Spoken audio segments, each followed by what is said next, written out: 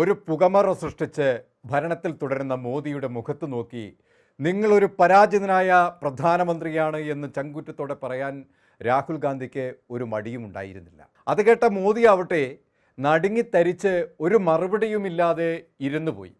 കാരണം രാഹുൽ ഗാന്ധി ഇപ്പോൾ തെളിവുകൾ നിരത്തി പുറത്തുവിട്ട തെരഞ്ഞെടുപ്പ് സംവിധാനങ്ങളെ അട്ടിമറിക്കുന്ന വോട്ട് കൊള്ളയും അടക്കമുള്ള അഴിമതികൾ ചൂണ്ടിക്കാട്ടിയപ്പോഴാണ് പ്രധാനമന്ത്രി മോദിക്കും മുഖ്യ തെരഞ്ഞെടുപ്പ് കമ്മീഷനും മിണ്ടാട്ടം ഇല്ലാതായി പോയത്.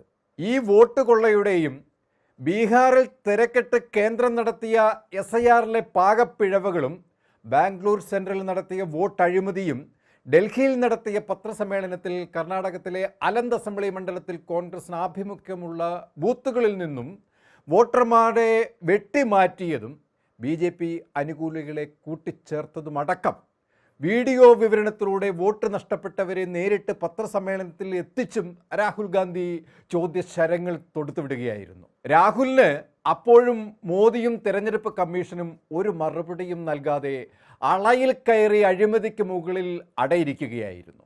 ഇത് ഒന്നുമായിട്ടില്ല, ഇതൊരു സൂചന മാത്രമാണ്, പുറകെ വരുന്നത് ഒരു പ്ലൂട്ടോണിയം ബോംബായിരിക്കുമെന്ന് അവസാനം നടത്തിയ പത്രസമ്മേളനത്തിൽ പറഞ്ഞു വെക്കുമ്പോൾ ഒരു കാര്യം ഉറപ്പിക്കാം നമുക്ക്. രാഹുൽ ഗാന്ധി ആവനാഴിയിൽ നിറച്ച ആയുധങ്ങളുടെ മൂർച്ചയിൽ ഒരുപക്ഷെ NDA ഭരണകൂടം ഛിന്ന ഭിന്നമായി പോകും. ഇതുവരെ പുറത്തു വന്നതിനേക്കാൾ ഇനി വരാനിരിക്കുന്നതിൻ്റെ പ്രഹരത്തിൻ്റെ കനം എത്രയെന്ന് ഊഹിക്കാൻ പോലും മോദിക്കോ കിങ്കരമാർക്കോ കഴിയില്ല. അത്രയ്ക്ക് പ്രഹരശേഷി ആവും ആ വെളിപ്പെടുത്തലിന് ഉണ്ടാവുക. ഉന്നത ഭരണകേന്ദ്രങ്ങളെപ്പോലും പ്രകമ്പനം കൊള്ളിക്കുന്ന തെളിവുകളാവും രാഹുൽ ഗാന്ധി വെളിയിൽ വിടുക. വോട്ട് കൊള്ളയ്ക്ക് പിന്നിൽ പ്രവർത്തിച്ചവരുടെ ഫോൺ ശബ്ദ സന്ദേശങ്ങളടക്കമുള്ള തെളിവുകൾ ശേഖരിച്ചു കഴിഞ്ഞു രാഹുൽ ഗാന്ധി. പ്രമുഖരായ ഉന്നതരായ ആളുകളുടെ ഇടപെടൽ അത് വ്യക്തമാകുന്നതോടെ വോട്ട് കൊള്ളയുടെ ബുദ്ധി കേന്ദ്രങ്ങളും നിയന്ത്രണ കേന്ദ്രങ്ങളും മൂന്നാം ഘട്ട വെളിപ്പെടുത്തലിൽ വെളിവാകും. ഇത് മുൻ വെളിപ്പെടുത്തലിനേക്കാളും സ്ഫോടനാത്മകമായിരിക്കും. അതിൽ ചിതറി വീഴുന്ന സിംഹാസനങ്ങളും അധികാര ദുർഭൂതങ്ങളും ഒക്കെ ആരൊക്കെ എന്നതിൻ്റെ ഒരു സൂചന പോലും നൽകാതെ രാഹുൽ ഗാന്ധി തൻ്റെ ലക്ഷ്യത്തിലേക്ക് അടുത്തുകൊണ്ടിരിക്കുകയാണ്.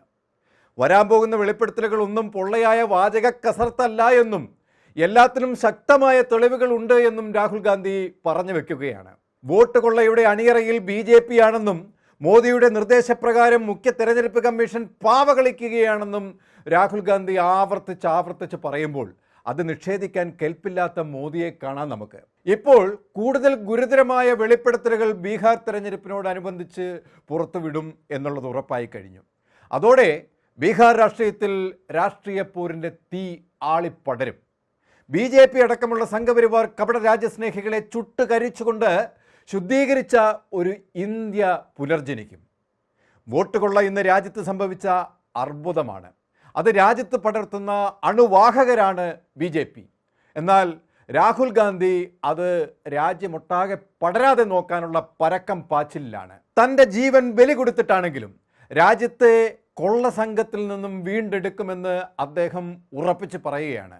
വോട്ട് കൊള്ള എങ്ങനെ ഇന്ത്യൻ ജനതയെ ബാധിക്കും, നമ്മുടെ അവകാശങ്ങൾ എങ്ങനെ BJP കവർന്നെടുക്കും, ശിഥിലമായ ജനാധിപത്യം രാജ്യത്തെ എങ്ങനെ അരക്ഷിതാവസ്ഥയിൽ എത്തിക്കും എന്ന് തുടങ്ങി നിങ്ങൾ വാങ്ങുന്ന റേഷൻ പോലും നിങ്ങൾക്ക് BJP എങ്ങനെ നിഷേധിക്കുന്നു എന്നത് അടക്കം വിശദീകരിച്ചുകൊണ്ട് ബീഹാറിൽ തുടങ്ങിയ വോട്ട് ചോർ യാത്ര രാജ്യമൊട്ടാകെ വ്യാപിപ്പിക്കാനാണ് ലോക്സഭ പ്രതിപക്ഷ നേതാവ് ലക്ഷ്യമിട്ടിരിക്കുന്നത്.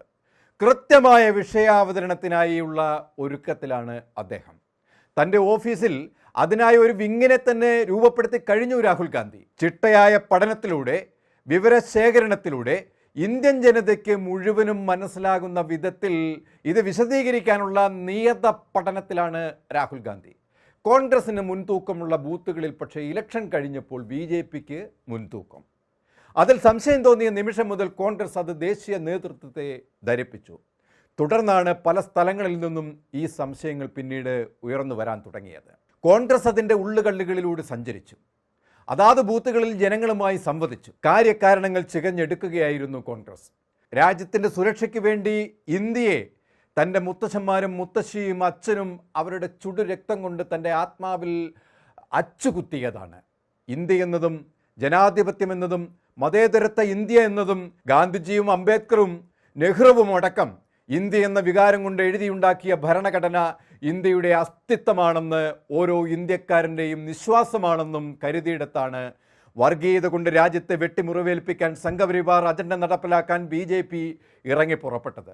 ആ വർഗീയ ധ്രുവീകരണത്തെയാണ് രാഹുൽ ഗാന്ധി തൂത്തെറിയാൻ ഇറങ്ങിപ്പുറപ്പെട്ടത്. കത്തിക്കയറുകയാണ് ആ രാജ്യസ്നേഹി. സ്വയം കത്തിയമർന്നാലും രാജ്യത്തെ സംരക്ഷിച്ചു നിർത്താൻ, ഇന്ത്യൻ ജനതയെ സംരക്ഷിക്കാൻ നാളെ രാജ്യം രാഹുൽ പ്രിയങ്ക സാഹോദര്യത്തിൽ സുരക്ഷിതമായി ഉയരും.